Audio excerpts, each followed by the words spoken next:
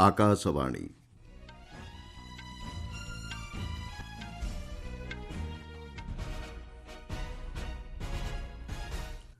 संवाद पढ़ुछंती मलय रंजन मिश्र। मुख्य संवाद विभिन्न क्षेत्र में बजेट घोषणार कार्यकारिता नहीं आज तीनोटी वेबिनार रे अंशग्रहण करेंगे प्रधानमंत्री। ब्रिटेन एवं आयरलैंड को आज गस्त करेंगे वैदेशिक व्यापार मंत्री। निर्वाचन परिचालना संक्रांत विभिन्न प्रसंग नहीं आलोचना करने को नुआदिल्ली निर्वाचन आयोग पक्षर आज आरंभ होउछि दुईदिनिया बैठक। बांग्लादेशर स्वराष्ट्र व्यापार परामर्शदाता इस्तीफा दाबी नहीं ढाकार विक्षोभ प्रदर्शन एवं आईसीसी चैंपियंस ट्रॉफी क्रिकेट प्रतियोगिता रे भारत और ऑस्ट्रेलिया मध्य आज खेल प्रथम सेमिफाइनाल। प्रधानमंत्री नरेंद्र मोदी आज बजेट परवर्ती तीनोटी वेबिनार रे वीडियो कॉन्फ्रेंसिंग माध्यम जोगदेवे। अभिवृद्धि, उत्पादन, रप्तानी, आणविक शक्ति मिशन एवं नियामक, निवेश और व्यवसाय रे सहजता तथा एमएसएमई क्षेत्र उपरे एही वेबिनार गुड़िक आयोजन करा जायछि। वेबिनार अंशग्रहण सह से संबोधन करिवार कार्यसूची रहिछि। देशर शिल्प, वाणिज्य एवं शक्ति रणनीति उपरे एही आलोचना सरकारी अधिकारी, शिल्प नेता एवं वाणिज्य विशेषज्ञ को एक सहयोगी मंच प्रदान करिवो। बजेट परवर्ती पदक्षेपगुड़िक उपर आलोचना हेबा सह एहार कार्यकारिता को सुनिश्चित करिबा नै विभिन्न प्रसंग उपर बैठक में विस्तृत आलोचना हेबार संभावना रहिछि।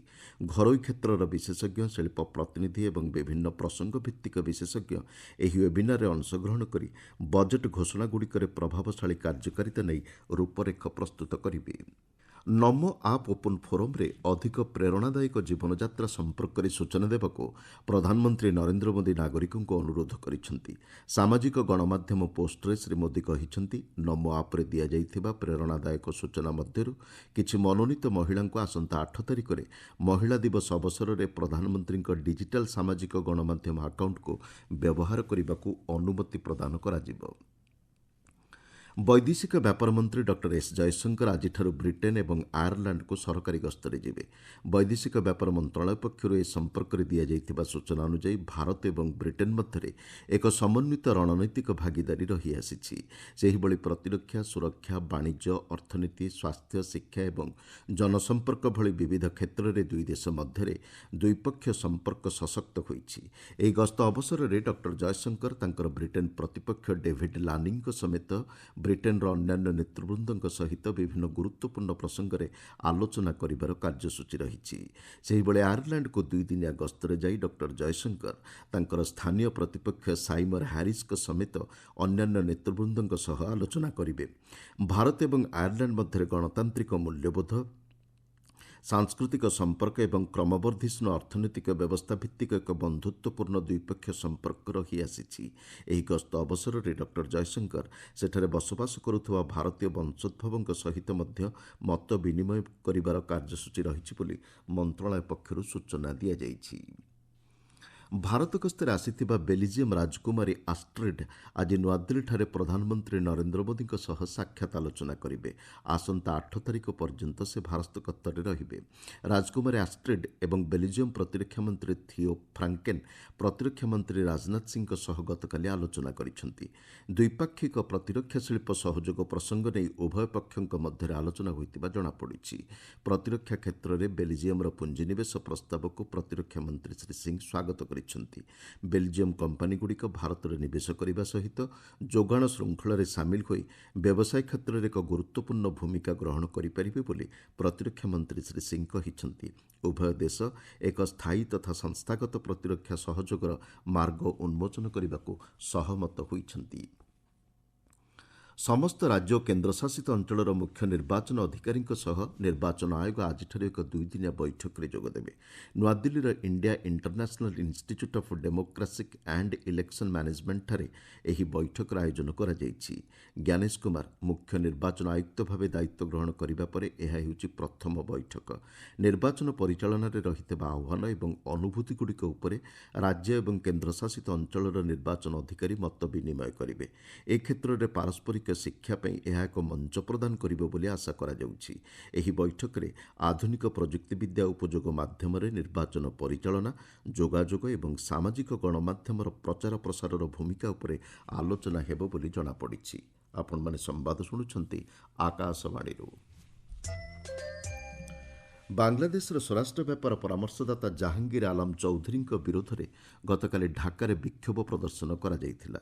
ସମ୍ପ୍ରତି ଢାକାରେ 2 ଜଣ ନାବାଳିକାଙ୍କ ଉପରେ ହୋଇଥିବା ଆକ୍ରମଣକୁ ଯଥାର୍ଥ ପ୍ରମାଣିତ କରିବାକୁ ଚେଷ୍ଟା କରିଥିବା ଅଭିଯୋଗ ନେଇ ଶ୍ରୀ ଆଲମଙ୍କୁ ପଦରୁ ହଟାଇବା ଦାବି ନେଇ ବିଭିନ୍ନ ବର୍ଗର ମହିଳା ବିକ୍ଷୋଭରେ ସାମିଲ ହୋଇଥିଲେ। ସାମାଜିକ ଗଣମାଧ୍ୟମରେ ମଧ୍ୟ ବହୁ ଲୋକ ଏଭଳି ଘଟଣାର ଦୃଢ଼ ବିରୋଧ କରିଛନ୍ତି। ସୂଚନାଯୋଗ୍ୟ ଗତ ପହିଲାରେ ଢାକାର ଲାଲମାଟିଆ ଅଞ୍ଚଳରେ ଥିବା ଏନ୍ଏଚ୍ଏ ଟାୱାର ନିକଟରେ 2 ଜଣ ନାବାଳିକାଙ୍କ ଉପରେ ଆକ୍ରମଣ ହୋଇଥିଲା। ଜଣେ ପୀଡ଼ିତା ଅଭିଯୋଗ କରିଛନ୍ତି ଧୂମପାନ ପାଇଁ ସେମାନଙ୍କୁ ଆକ୍ରମଣ କରାଯାଇଥିଲା। ଢାକା ବିଶ୍ୱବିଦ୍ୟାଳୟରେ ଆଇନ ଶୃଙ୍ଖଳା ପରିସ୍ଥିତିର ମୁକାବିଲାରେ ବିଫଳ ଅଭିଯୋଗ ନେଇ କିଛି ଛାତ୍ର ଶ୍ରୀ ଚୌଧୁରୀଙ୍କ ଇସ୍ତଫା ଦାବି କରି ଗତ ସପ୍ତାହରେ ବିକ୍ଷୋଭ ପ୍ରଦର୍ଶନ କରିଥିଲେ। ପ୍ରତିରକ୍ଷା ସଚିବ ରାଜେଶ କୁମାର ସିଂହ ଗତକାଲି ନୂଆଦିଲ୍ଲୀଠାରେ ପ୍ରତିରକ୍ଷା ମନ୍ତ୍ରୀ ରାଜନାଥ ସିଂହଙ୍କୁ ସାକ୍ଷାତ କରି ବାୟୁସେନାର କ୍ଷମତା ବୃଦ୍ଧି ଲକ୍ଷ୍ୟ ନେଇ ଗଠିତ କମିଟିର ରିପୋର୍ଟ ଉପସ୍ଥାପନ କରିଛନ୍ତି। ବାୟୁସେନାର ଆବଶ୍ୟକତା ତଥା ଦକ୍ଷତା ବୃଦ୍ଧି ନେଇ ଚିହ୍ନଟ କ୍ଷେତ୍ରଗୁଡ଼ିକ ଉପରେ ସ୍ୱଳ୍ପ ମଧ୍ୟମ ଏବଂ ଦୀର୍ଘମିଆଦୀ ପଦକ୍ଷେପ ନେଇ କମିଟି ଏହାର ରିପୋର୍ଟରେ ଉଲ୍ଲେଖ କରିଛି। ଏରୋସ୍ପେସ୍ କ୍ଷେତ୍ରରେ ଆତ୍ମନିର୍ଭରତାକୁ ବୃଦ୍ଧି କରିବା ପାଇଁ ପ୍ରୋତ୍ସାହନର ଆବଶ୍ୟକତା ଉପରେ ରିପୋର୍ଟରେ ଗୁରୁତ୍ୱ ଦିଆଯାଇଥିବା ଜଣାପଡ଼ିଛି। ପ୍ରତିରକ୍ଷା ମନ୍ତ୍ରୀ ଶ୍ରୀ ସିଂହ କ୍ଷମତାପ୍ରାପ୍ତ କମିଟିର କାର୍ଯ୍ୟକୁ ପ୍ରଶଂସା କରିବା ସହିତ ସୁପାରିଶଗୁଡ଼ିକୁ ନିର୍ଦ୍ଧାରିତ ସମୟ ମଧ୍ୟରେ ଶେଷ କରିବାକୁ ନିର୍ଦ୍ଦେଶ ଦେଇଛନ୍ତି। ଜନଔଷଧି ଜନଚେତନା ସପ୍ତାହ ପାଳନର ତୃତୀୟ ଦିବସରେ ଗତକାଲି ପ୍ରଧାନମନ୍ତ୍ରୀ ଭାରତୀୟ ଜନଔଷଧି ପରିଯୋଜନା ସମ୍ପର୍କରେ ସଚେତନତା ବୃଦ୍ଧି ଲକ୍ଷ୍ୟ ନେଇ ସମଗ୍ର ଦେଶରେ ବିଭିନ୍ନ କାର୍ଯ୍ୟକ୍ରମର ଆୟୋଜନ କରାଯାଇଥିଲା। 30ଟି ରାଜ୍ୟର 30ଟି ପ୍ରମୁଖ ସହରରେ ଅନୁଷ୍ଠିତ ଏହି କାର୍ଯ୍ୟକ୍ରମରେ ବାଲମିତ୍ର ଅଂଶଗ୍ରହଣ କରିଥିଲେ। ପିଲାମାନଙ୍କୁ ଜନଔଷଧି କେନ୍ଦ୍ର ମାଧ୍ୟମରେ ବିକ୍ରି ହେଉଥିବା ଗୁଣାତ୍ମକ ଜେନେରିକ୍ ଔଷଧ ବିଷୟରେ ଅବଗତ କରାଯାଇଥିଲା। ପୋଷଣଯୁକ୍ତ ଖାଦ୍ୟ ସାମଗ୍ରୀ ଏହି ଅବସରରେ ପିଲାଙ୍କୁ ବଣ୍ଟନ କରାଯାଇଥିଲା। ସୂଚନାଯୋଗ୍ୟ ସମଗ୍ର ଦେଶରେ ଏବେ 15,000ରୁ ଅଧିକ ଜନଔଷଧି କେନ୍ଦ୍ର କାର୍ଯ୍ୟକାରୀ ହୋଇଛି। 2027 ମାର୍ଚ୍ଚ 31 ସୁଦ୍ଧା ଏହି ସଂଖ୍ୟା 25,000କୁ ବୃଦ୍ଧି କରିବାକୁ ସରକାର ଲକ୍ଷ୍ୟ ରଖିଛନ୍ତି। ଜଳ ପରିମଳ ସ୍ୱଚ୍ଛତା ଏବଂ ବର୍ଜ୍ୟବସ୍ତୁ ପରିଚାଳନା କ୍ଷେତ୍ରରେ ସହଯୋଗ ବୃଦ୍ଧି ଲକ୍ଷ୍ୟ ନେଇ ଭାରତ ନେପାଳ ମଧ୍ୟରେ ଗତକାଲି ନୂଆଦିଲ୍ଲୀଠାରେ ବୁଝାମଣାପତ୍ର ସ୍ୱାକ୍ଷରିତ ହୋଇଛି। ଆନ୍ତଃ ସରକାରୀ ସହଯୋଗ ମାଧ୍ୟମରେ ସ୍ୱଚ୍ଛ ପାନୀୟ ଜଳ ଏବଂ ପରିମଳ ଉତ୍ତମ ପରିଚାଳନା ଏହି ଚୁକ୍ତିରେ ପ୍ରାଥମିକତା ପ୍ରଦାନ କରାଯାଇଛି। ଜଳଶକ୍ତି ମନ୍ତ୍ରୀ ସିଆର୍ ପାଟିଲ କହିଛନ୍ତି ଏହି ବୁଝାମଣାପତ୍ର ଜନସ୍ୱାସ୍ଥ୍ୟ ସ୍ଥାୟିତ୍ୱ ଏବଂ ଆଞ୍ଚଳିକ ସହଯୋଗ ପ୍ରତି ଉଭୟ ଦେଶର ପ୍ରତିବଦ୍ଧତାକୁ ପ୍ରତିଫଳନ କରୁଛି। ଦୁଇ ଦେଶ ମଧ୍ୟରେ ଭାଗିଦାରିତା ଏକ ନୂତନ ମାର୍ଗ ଉନ୍ମୋଚନ ହୋଇଛି।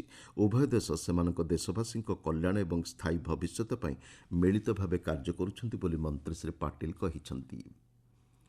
ଗତ ଦଶନ୍ଧି ମଧ୍ୟରେ ଦେଶରେ ଗବେଷଣା ଏବଂ ବିକାଶ ଖର୍ଚ୍ଚ 1,27,000 କୋଟି ଟଙ୍କାରେ ପହଞ୍ଚିଛି ବୋଲି ମନ୍ତ୍ରୀ ଡକ୍ଟର ସିଂହ କହିଛନ୍ତି। ନୂଆଦିଲ୍ଲୀଠାରେ ଗତକାଲି ଆୟୋଜିତ ଦିଶା କାର୍ଯ୍ୟକ୍ରମରେ ଯୋଗଦେଇ ଡକ୍ଟର ସିଂହ କହିଛନ୍ତି 2013-14 ଆର୍ଥିକ ବର୍ଷରେ ଏହି ଖର୍ଚ୍ଚ 60,000 କୋଟି ଟଙ୍କା ଥିବାବେଳେ ଏବେ ଦ୍ୱିଗୁଣିତ ହୋଇଛି। ଦିଶା କାର୍ଯ୍ୟକ୍ରମ ଦେଶର ଜ୍ଞାନ ଅର୍ଥନୀତିକୁ ଗତିଶୀଳ କରିବା ସହିତ ଆତ୍ମନିର୍ଭର କ୍ଷେତ୍ରକୁ ସୁଦୃଢ଼ କରିବ। ଡିପ୍ଟେକ୍ ଉଦ୍ଭାବନ ଏବଂ ବାଣିଜ୍ୟ କ୍ଷେତ୍ରରେ ଦେଶକୁ ବିଶ୍ୱସ୍ତରକୁ ସ୍ଥାନିତ କରିବା ଲାଗି ସରକାର ଗ୍ରହଣ କରିଥିବା ବହୁମୁଖୀ ପଦକ୍ଷେପ ଉପରେ ଡକ୍ଟର ସିଂହ ଆଲୋକପାତ କରିଛନ୍ତି। କୃତ୍ରିମ ବୁଦ୍ଧିମତ୍ତା ବାୟୋଟେକ୍ନୋଲୋଜି ଏବଂ କ୍ୱାଣ୍ଟମ୍ କମ୍ପ୍ୟୁଟିଂ କ୍ଷେତ୍ରରେ ଘରୋଇ ଉଦ୍ଭାବନ ଦେଶର ଅର୍ଥନୈତିକ ଭବିଷ୍ୟତକୁ ତ୍ୱରାନ୍ୱିତ କରିବ ବୋଲି ଡକ୍ଟର ସିଂହ ଦୃଢ଼ୋକ୍ତି ପ୍ରକାଶ କରିଛନ୍ତି। ସ୍ୱରାଷ୍ଟ୍ରମନ୍ତ୍ରୀ ଅମିତ ଶାହା ଗତକାଲି ନୂଆଦିଲ୍ଲୀଠାରେ ଗୋଆରେ ନୂତନ ଅପରାଧିକ ଆଇନ କାର୍ଯ୍ୟକାରିତାର ଅଗ୍ରଗତି ସମ୍ପର୍କରେ ସମୀକ୍ଷା କରିଛନ୍ତି। ଏହି ସମୀକ୍ଷା ବୈଠକରେ ଗୋଆ ମୁଖ୍ୟମନ୍ତ୍ରୀ ଡକ୍ଟର ପ୍ରମୋଦ ସାୱନ୍ତଙ୍କ ସମେତ ବହୁ ବରିଷ୍ଠ ଅଧିକାରୀ ଯୋଗ ଦେଇଥିଲେ। ଏହି ଅବସରରେ ଗୋଆରେ 3ଟି ଆଇନର କାର୍ଯ୍ୟକାରିତା ଏବଂ ପୁଲିସ, କାରାଗାର, ବିଚାର ବ୍ୟବସ୍ଥା ଓ ଫରେନ୍ସିକ୍ ବିଜ୍ଞାନ କ୍ଷେତ୍ରରେ ଏହାର ଭୂମିକା ସମ୍ପର୍କରେ ବୈଠକରେ ଆଲୋଚନା କରାଯାଇଛି। ଆଇସିସି ଚାମ୍ପିୟନ୍ସ ଟ୍ରଫି କ୍ରିକେଟ୍ ପ୍ରତିଯୋଗିତାର ପ୍ରଥମ ସେମିଫାଇନାଲ୍ ଆଜି ଭାରତ ଅଷ୍ଟ୍ରେଲିଆକୁ ଭେଟିବ। ଏହି ମ୍ୟାଚ୍ ଦୁବାଇଠାରେ ଭାରତୀୟ ସମୟ ଅପରାହ୍ନ 2:30 ଆରମ୍ଭ ହେବ। ସେହିଭଳି ଆସନ୍ତାକାଲି ଲାହୋରଠାରେ ଅନୁଷ୍ଠିତ ହେବାକୁ ଥିବା ଏହି ଟୁର୍ଣ୍ଣାମେଣ୍ଟର ଦ୍ୱିତୀୟ ସେମିଫାଇନାଲ୍ରେ ନ୍ୟୁଜିଲାଣ୍ଡ ଏବଂ ଦକ୍ଷିଣ ଆଫ୍ରିକା ମଧ୍ୟରେ ମୁକାବିଲା ହେବ। ଏହି ଟୁର୍ଣ୍ଣାମେଣ୍ଟର ଫାଇନାଲ୍ ମ୍ୟାଚ୍ ଆସନ୍ତା ରବିବାର ଦିନ ଅନୁଷ୍ଠିତ ହେବ। ମୁଖ୍ୟ ସମ୍ବାଦଗୁଡ଼ିକ ପୁଣି ଥରେ। ବିଭିନ୍ନ କ୍ଷେତ୍ରରେ ବଜେଟ୍ ଘୋଷଣାର କାର୍ଯ୍ୟକାରିତା ନେଇ ଆଜି 3ଟି ୱେବିନାରରେ ଅଂଶଗ୍ରହଣ କରିବେ ପ୍ରଧାନମନ୍ତ୍ରୀ। ବ୍ରିଟେନ୍ ଏବଂ ଆୟାରଲାଣ୍ଡକୁ ଆଜିଠାରୁ ଗସ୍ତ କରିବେ ବୈଦେଶିକ ବ୍ୟାପାର ମନ୍ତ୍ରୀ। ନିର୍ବାଚନ ପରିଚାଳନା ସଂକ୍ରାନ୍ତ ବିଭିନ୍ନ ପ୍ରସଙ୍ଗ ନେଇ ଆଲୋଚନା କରିବାକୁ ନୂଆଦିଲ୍ଲୀଠାରେ ନିର୍ବାଚନ ଆୟୋଗଙ୍କ ପକ୍ଷରୁ ଆଜିଠାରୁ ଆରମ୍ଭ ହେବ 2-ଦିନିଆ ବୈଠକ। ବାଂଲାଦେଶର ସ୍ୱରାଷ୍ଟ୍ର ବ୍ୟାପାର ପରାମର୍ଶଦାତାଙ୍କ ଇସ୍ତଫା ଦାବି ନେଇ ଢାକାରେ ବିକ୍ଷୋଭ ପ୍ରଦର୍ଶନ ଏବଂ ଆଇସିସି ଚାମ୍ପିୟନ୍ସ ଟ୍ରଫି କ୍ରିକେଟ୍ ପ୍ରତିଯୋଗିତାରେ ଭାରତ ଓ ଅଷ୍ଟ୍ରେଲିଆ ମଧ୍ୟରେ ଆଜି ଖେଳାଯିବ ପ୍ରଥମ ସେମିଫାଇନାଲ୍। ସମ୍ବାଦ ଶେଷ ହେଲା।